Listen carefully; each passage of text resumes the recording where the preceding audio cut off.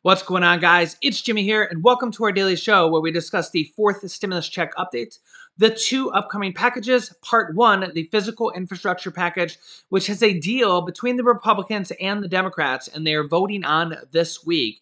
They have already passed the first two portions or the first two processes of that already, and they are now working on the amendment portions of that this week. They expect to finalize that this week, and I will be going over what they're doing on that in this video, as well as the next step, which is part two, the next stimulus package, which is actually $3.5 trillion. It will be the largest stimulus package yet to date. The third stimulus package was only $1.9 trillion. This next stimulus package will be almost twice the size. So the stimulus packages are actually getting larger, contrary to popular belief. I don't know if that's popular belief or not, but the next stimulus package has already been announced by the Democrats at $3.5 trillion. And they will then move on to voting on that pretty much right after passing part one. They will then start voting on part two right afterwards. So we're actually in the very crucial stages of this, voting on part one and voting on part two. And because COVID cases are literally skyrocketing right now, on Tuesday we had 150,000 new COVID cases. Yeah, 150,000.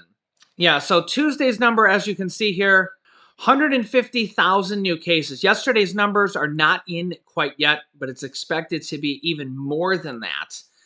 This is an extremely high number for several different reasons. Number one, look at this curve here, this exponential curve, okay? Number one is just a month ago, we had as low as 4,000 cases on June 27th. Here we are a little bit over a month later, and now we're at 150,000 new cases. We went from 4,000 cases in one day to 150,000 cases in one day. Yeah. Okay. Number two, this is on August 3rd. Okay. Yesterday's cases are not in yet. August 3rd, let's look at August 3rd a year ago. Right here. August 3rd a year ago, we had only, quote, only 47,000 new cases a year ago. Now we're at over 150,000 new cases. So we are 3 times more cases than we were a year ago at the same day a year ago. So August 3rd of 2020, we had 47,484 cases. So for round numbers, we'll say 47,000 new cases. And now, instead of 47,000 new cases, we have 150,000 new cases. And the problem is this trajectory is getting worse and worse and worse.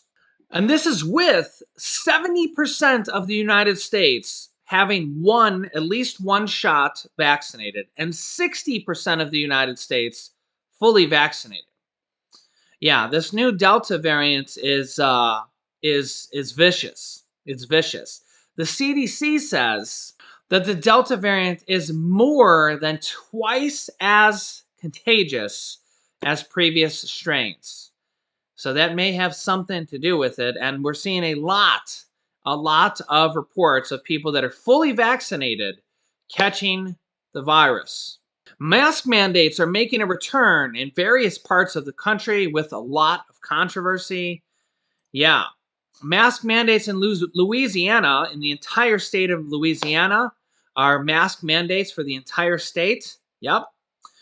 No one is invincible. Fresh mask mandates and rising Delta cases hit California for certain parts of the state. A surge in San Francisco infections prompt indoor masking. But experts predict high vaccination rates will keep most out of hospitals. The FDA aims to give full approval to Pfizer vaccine by Labor Day, according to a new report, which would possibly give the new vaccine, or the Pfizer vaccine at least, possible full FDA approval, possibly as early as next month. Now remember, the vaccines only have emergency FDA approval. If they get full FDA approval by next month, that could really change things. Because here's the thing: is that we're seeing a lot of mandatory vaccinations going on right now. Now, it's not necessarily like where they're forcing you to go and get the vaccine, but you could lose your job or various certain circumstances. Let me show you a few headlines. Number one, just yesterday, COVID vaccine mandated in New York. New York City to require proof of at least one dose for indoor dining. Yeah, New York City mayor says that you're going to need to show proof of a vaccine if you want to go to a restaurant or certain indoor venues. So, yeah, if you literally don't have a vaccine, you might not even be able to go to a restaurant in New York City. As you can see here, Fox News has confirmed that the Secretary of Defense is expected to announce on Friday a mandatory vaccine policy for all active duty forces in the U.S. military. Fox News has confirmed right here in black and white from foxnews.com. This is happening in all sorts of different venues across the United States. They said that this would never happen, and we're starting to see this in all sorts of different things, certain different businesses across the country. We're seeing that the U.S. might plan to require COVID-19 shots for foreign travelers. This is literally happening all across the country in all sorts of different venues. And again, this is all literally happening within like the last week or two. So, yeah, I mean, it's all literally happening all of a sudden. And again, it's kind of because of this new COVID spike. It actually looks like the new cases for yesterday may have come in. This is actually brand new information. It looks like yesterday's cases, this is new, may have come in at 112,000 new cases. Although that might be a little bit lower than 150,000 from August 3rd. This might update because this is new information, so we'll have to see if this updates throughout the day. Although 112,000 is less than 150,000, that's not exactly like hooray. Let's say that that's amazing news, especially compared to a month ago. We were at 4 or 5 or 6,000. So again, we'll just have to see where this goes. We're also seeing a lot of companies step forward and actually pay their employees to get vaccinated. Investment firm Vanguard will actually pay their employees up to $1,000. Yeah, they'll actually kind of give their own $1,000 stimulus check to their employees to get vaccinated. So yeah, if you work for the investment company Vanguard, congratulations, you could get $1,000 to get vaccinated. Now, as these COVID cases are literally going out of this world here in just a short amount of time, President Biden scrambled and extended the eviction moratorium, even though the Supreme Court said he couldn't do it. So landlords are mounting a legal challenge to challenge him in court already to challenge the new eviction moratorium that will be extended till October 3rd if they don't challenge it in court and strike it down ahead of time. So just be prepared. I will keep you up to date on this situation. Now, note that the Democrats and President Biden are trying to get out the rent assistance. There's actually over $40 billion in rent assistance that is available that was passed from the third stimulus check package. And yet, the states were in charge of sending this out, and only less than 10%, I should say, somewhere around there, has gone out. The states have really dropped the ball on this, and I think that the congressmen and congresswomen are really seeing that stimulus checks are actually a much, much better way of sending out money to the people. And I hope they're realizing this for the next stimulus package. Although rent assistance is nice if you can get it, and I've seen a lot of your guys' comments down below in the comments that, yeah, it's just really hard to get. They put way too many restrictions on it, and they're now saying, and we've had some of the congressmen and congresswomen talking about this on the show that yeah, they've emergencyly, is that a word? Emergencyly. They extended the eviction moratorium in this emergency fashion to for this next 60 days, which might not even last 60 days because the president kind of really just stepped out on a limb here to say, hey, there's like 10 million or 11 million renters that are in risk of losing their homes that are renters. And there's this $40 billion that is there to help them. And this money will actually go to the landlords. It's a very complex situation because this money is for the renters, but it goes to the landlords. It goes to the person they owe the rent to, okay? In most situations, the money actually goes directly to the landlord. So the states, in most situations, the state will actually pay the landlord directly. Okay, in most situations, they actually don't pay the renter the money. They actually pay the landlord directly. Only in rare situations where the landlord won't accept the money will they pay the renter. Okay, in most situations they'll actually pay the landlord directly, and only in the situations where the landlord doesn't agree to it, which is a rare situation, will they pay the renter directly. Okay, so the landlords actually get the money because it's owed to the landlords. Just so everybody's clear there, because it's a tough situation because the renter's behind in the money, and a lot of the landlords are like regular everyday people. I see a lot of people saying, what about the working families that they go out and they buy a rental property and they take out a full blown mortgage on the rental property, and they're paying a mortgage on this, and they're only making an extra $100 to $200 on that, and they're just trying to make ends meet, and they're literally falling behind big time because their renter is not paying the rent. So that rent assistance actually is supposed to help the landlord and the renter. And yeah, like I said, it's a really tough situation. So they're trying to get out this emergency rent assistance, which is supposed to help both the landlords and the renter. So hopefully they're going to pass part one this week. By the way, they're saying Senate Majority Leader Chuck Schumer says that the infrastructure package is going to be finalized this week.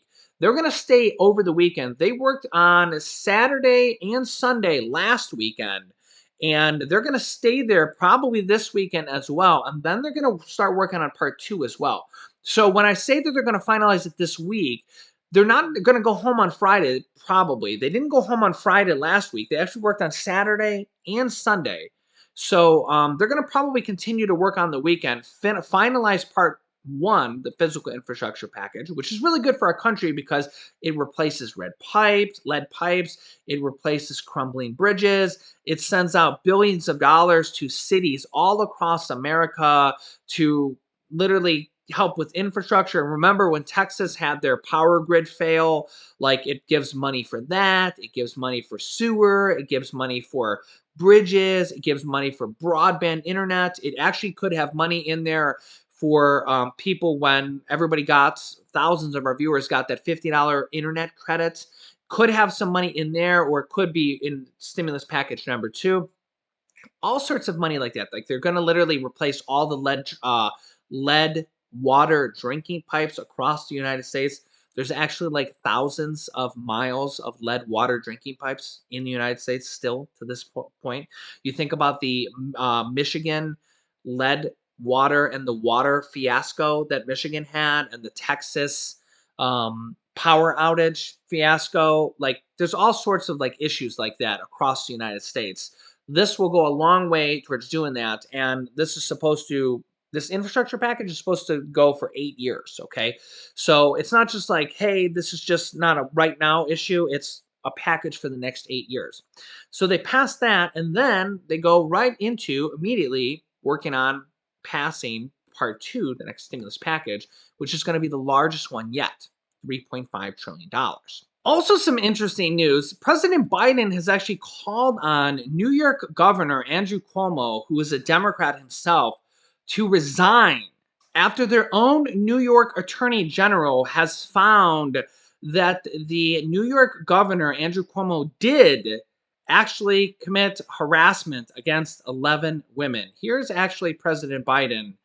Check this out. March, you said that if the investigation confirmed the allegations against Governor Cuomo, then he should resign. So will you now call on him to resign, given the investigators said the 11 women were credible? I stand by that statement.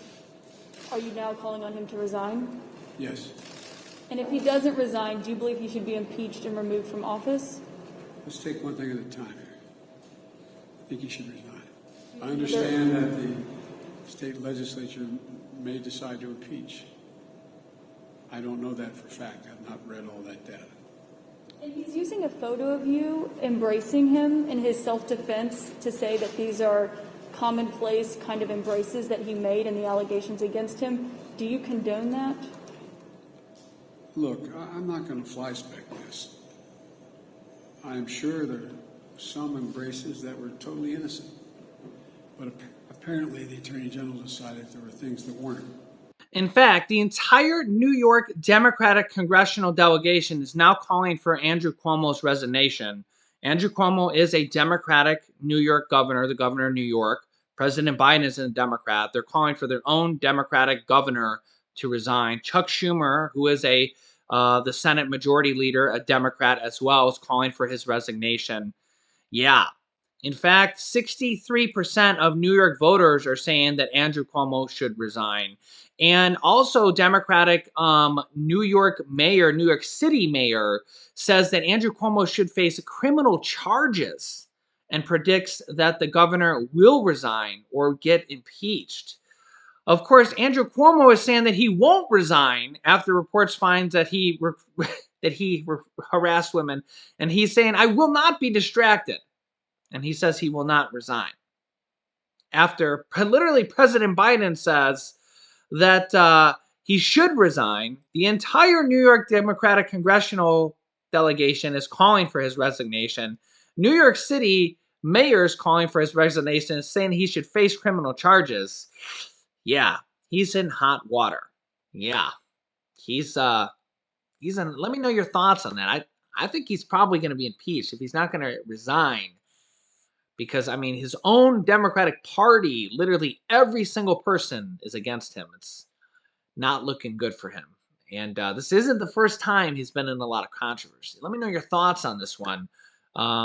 Is anybody backing him?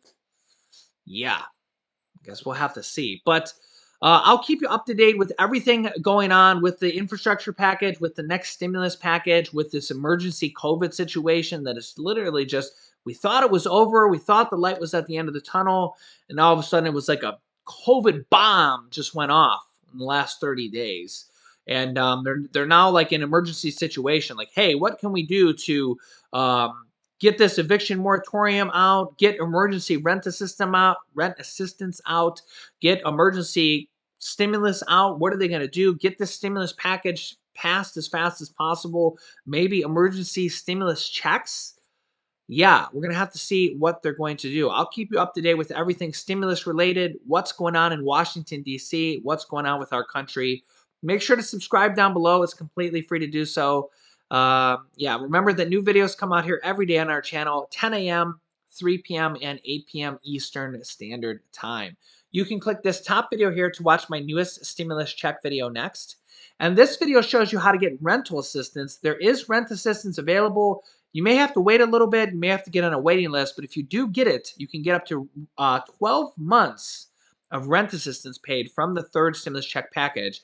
We have had viewers get over $15,000 of your rent paid from the third stimulus check package. It's available right now. So click on that video on how to do that, and I will see you in the next video.